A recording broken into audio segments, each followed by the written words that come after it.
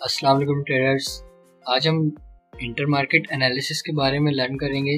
जैसे fundamental analysis होता है, टेक्निकल एनालिसिस होता है, सेंटीमेंट एनालिसिस होता है, इसी तरह इंटर मार्केट एनालिसिस होता है। ठीक है, ये जो तीनों वीडियोस हैं, फंडामेंटल की, टेक्निकल की और सेंटीमेंट की, ये आपको मेरे चैनल पे मिल जाएंगी।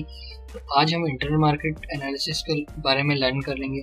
सो इंटर मार्केट एनालिसिस क्या होता है? फॉर एग्जांपल यूएस डॉलर है, ठीक है, अगर वो बाय हो रहा है तो गोल्ड क्या हो रहा है? सेल हो रहा होता है। अगर यूएस डॉलर सेल हो रहा होता है तो गोल्ड बाय हो रहा होता है। तो जितनी भी करेंसीज है ना, ये एक दूसरे से रिलेशनशिप होता है। ठीक है, इनका प्राइस एक्शन जो होता है, ये प्राइस एक्शन वर्क ही इंटर मार्केट एनालिसिस पर करता है। ठीक है, अगर आपको इंटर मार्केट एनालिसिस नहीं आता तो आप प्राइस एक्शन को भी ठीक से नहीं समझ पाएंगे। ठीक है, ये एक वेबसाइट है बेबी पिप्स। ठीक है, इसका लिंक जो है आपको मैं डिस्क्रिप्शन बॉक्स में डाल दूंगा, जहां आप direct inter market analysis cheat sheet पर आ जाएंगे। ठीक है, तो यहाँ छोटी सी डिटेल्स बताई हुई हैं।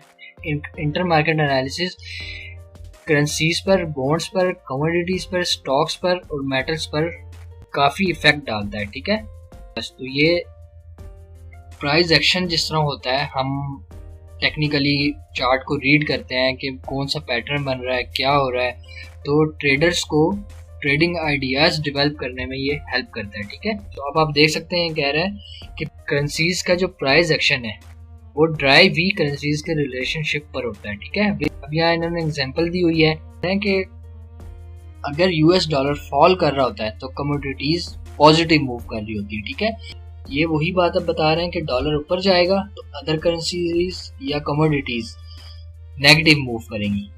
ठीक है, अगर डॉलर नेगेटिव जाएगा तो ये सब चीजें पॉजिटिव मूव करेंगी।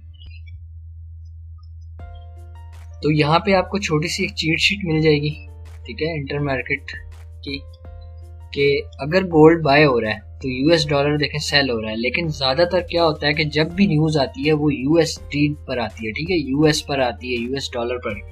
तो हम उससे अगर इसका रिलेशनशिप देखें तो अगर यूएस डॉलर सेल हो रहा है तो गोल्ड बाय हो रहा है। ठीक है, अब यहाँ लिखा हुआ वाई, क्यों? गोल्ड जो है एक वैल्यूएबल मेटल है। ठीक है, जो आप ये कह सकते हैं कि फादर ऑफ करेंसी है। ठीक है, सारी करेंसीज खत्म हो सकती हैं लेकिन गोल्ड जो है वो कभी खत्म नहीं हो सकता।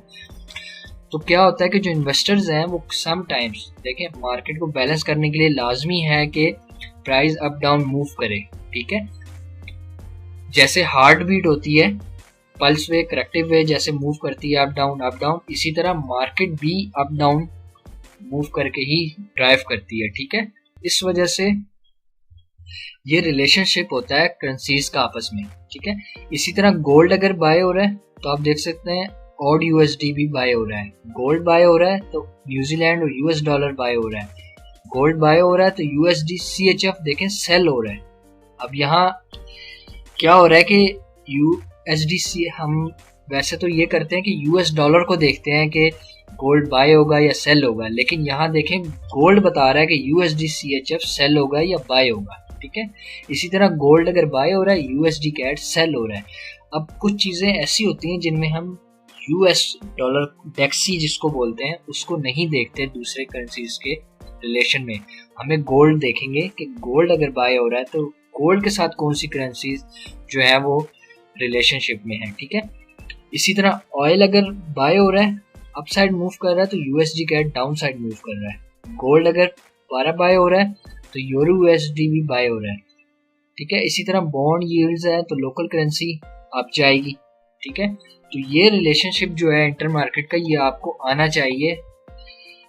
हमें सिर्फ एक ही करेंसी जो होती है वो अदर करेंसीज के रिलेशन में नहीं देखनी चाहिए। जैसे हर कोई ट्रेडर आपको यही बताता है कि आपको डेक्सी को देखना है, बस डॉलर ऊपर जा रहा है तो अदर करेंसी सेल हो रही है, लेकिन ऐसा नहीं होता। समटाइम ये भी होता है कि अगर डॉलर ऊपर जा रहा है तो अदर करेंसीज भी ऊपर जा रही होती हैं, हालांकि उनको नीचे जाना चाहिए। वो चीज बहुत से ट्रेडर्स, बहुत से लोग कमेंट्स भी करते हैं मुझे कि अगर यूएस डॉलर ऊपर जा रहा है तो गोल्ड क्यों ऊपर जा रहा है? ठीक है, उसको नीचे जाना चाहिए। तो उसकी वजह यही है कि आपको इंटर मार्केट एनालिसिस नहीं आता। जब आपको इंटर मार्केट एनालिसिस आ जाएगा तो आपको हर करेंसी की समझ आ जाएगी कि अगर ये करेंसी बाय हो रही है तो अदर करेंसी सेल क्यों हो रही है या ये बाय क्यों हो रही है। ठीक है, तो ये आपको इंटर मार्केट एनालिसिस आना चाहिए। तो इसलिए आपको पता होना चाहिए कि किस किस करेंसी का आपस में रिलेशन है, तभी आप मार्केट में जो है एक सक्सेसफुल ट्रेडर बन सकेंगे। तो आई होप कि आपको आज की वीडियो पसंद आई होगी। इस तरह की मज़ीद वीडियोस के लिए चैनल को सब्सक्राइब कर लें, बेल आइकन को भी ऑन कर लें ताकि तमाम आने वाली forex related tips and tricks का नोटिफिकेशन आपको मिलता रहे। तो मिलते हैं इंशाल्लाह नेक्स्ट वीडियो में। अल्लाह हाफिज़।